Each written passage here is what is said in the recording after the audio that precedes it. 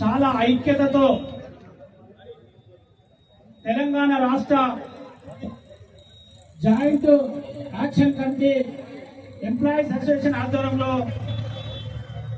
చేస్తున్నటువంటి మహాధర్నా కార్యక్రమానికి మరి అధ్యక్షత వహించినటువంటి పెద్దలు టీఎన్జిఓ పెద్దపల్లి జిల్లా శాఖ అధ్యక్షులు బొక్కూరు శంకరన్న గారికి, ప్రధాన కార్యదర్శి సోదరులు తూము రవీంద్రన్న గారికి, మరి ఈ కార్యక్రమంలో పాల్గొన్నటువంటి ప్రతి ఒక్క ఉద్యోగినికి సోదరిమణులందరికీ, మరి నా సోదరుడు బీఆర్ఎస్ పార్టీ అధికార ప్రతినిధి రాకేష్ గారికి, పాత్రికేయ మిత్రులందరికీ కూడా నా హృదయపూర్వక నమస్కారాలు. ఈ రోజు మీరు చేస్తున్నటువంటి డిమాండ్స్ అన్ని కూడా న్యాయమైన డిమాండ్లు. మరి ఎందుకంటే నేను 25 సంవత్సరాలుగా స్థానిక సంస్థల ప్రజాప్రతినిధిగా మీలాగానే ఒక ఉద్యోగిలాగా మరి ఈ శాఖలలో పనిచేసినటువంటి, రోజు చూస్తున్నటువంటి వ్యక్తిగా మీ బాధలన్నీ కూడా వ్యక్తిగతంగా కూడా తెలిసిన వ్యక్తిని. ప్రభుత్వాలు ఎన్నికలకు ముందు చాలా తాయిలాలు ఇవ్వడం, అన్ని ఇస్తానని చెప్పడం, మళ్ళీ వచ్చిన తర్వాత కమిషన్ల పేరు మీద కాలయాపన చేయడం ఇదొక తంతుగా మారింది. నేను బాధపడేది, వ్యక్తిగతంగా బాధపడేది ఒకటే, తెలంగాణ రాష్ట్రాన్ని ఆ రోజు ఇదే స్ఫూర్తితోటి మళ్ళీ ఒక తెలంగాణ రాష్ట్ర ఉద్యమం ఈ రోజు కనబడ్డది 11 సంవత్సరాలు 14 సంవత్సరాల తర్వాత. అంటే అంత ఎనర్జీగా నిజంగా న్యాయమైన డిమాండ్ కూడా చేయలేనప్పుడు మనం నిన్న చూసినాం జంతర్ మంతర్ దగ్గర ఏం జరిగిందో, విద్యార్థుల ఉద్యమం. ఈ రోజు ఉద్యోగుల ఉద్యమం కూడా అట్లనే కనబడతా ఉంది. కాబట్టి ప్రభుత్వానికి నేను ఒకటే విన్నవిస్తా ఉన్నాను. శంకరన్న చెప్పిండు మాకు ఇబ్బంది కలగకుండా అని. మీకు ఇబ్బంది కలిగే ఏ పని కూడా మేము రాజకీయాలలో ఇప్పటి వరకు చేయలేదు, రేపు కూడా చెయ్యం. మాకు కావాల్సింది మీరు సంతోషంగా మరి మీకు ఇచ్చిన హామీలన్నీ నెరవేర్చాలి. అవి ఏ ప్రభుత్వాలైనా ఒక వీరున్నారు వీరు చేయలేదు అని కాదు.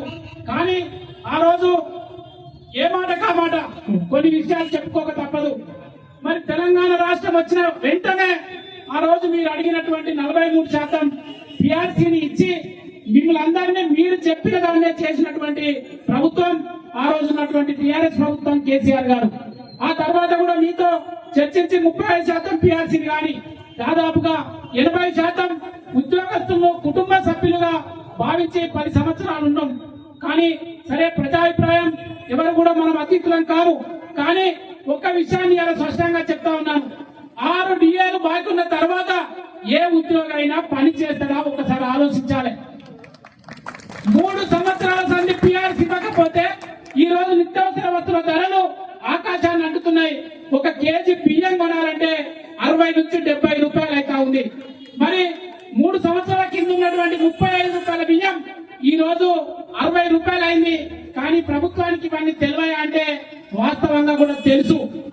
కానీ కాలయాపన చేయాలి, వీళ్ళు మెల్లమెల్లగా నెట్టుగా రావాలి, లాస్ట్ లో మళ్ళీ ఇచ్చినట్టు చేయాలి అనే ఒక ఆలోచన తప్ప ఇలా ఏమీ లేదు. ఇది ఇవ్వకుండా ఆగుతుందా? ఊకుంటామా? ఇవి ఇవ్వకుండా ఈ ప్రభుత్వం తప్పించుకొని పోతుందా? పోదు.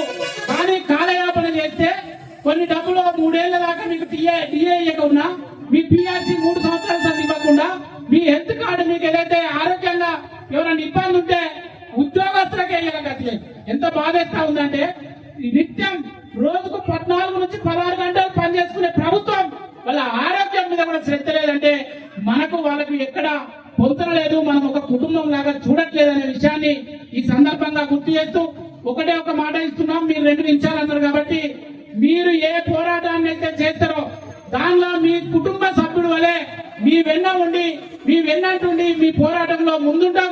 మీ డిమాండ్ల పరిష్కారానికి, న్యాయమైన డిమాండ్ల పరిష్కారానికి తప్పకుండా చిత్తశుద్ధితోటి మా వంతుగా మరి మా పార్టీ నాయకత్వానికి కూడా మరి రేపు రాబోయే అసెంబ్లీ సెషన్ లో మీ డిమాండ్లన్నింటినీ కూడా ఆమోదించాలని చెప్పి ప్రభుత్వం మీద ఒత్తిడి తీసుకొచ్చే విధంగా మరి మా కార్యాచరణ ఉంటుందని తెలియజేస్తూ ఈ కార్యక్రమంలో పాల్గొన్న ప్రతి ఒక్క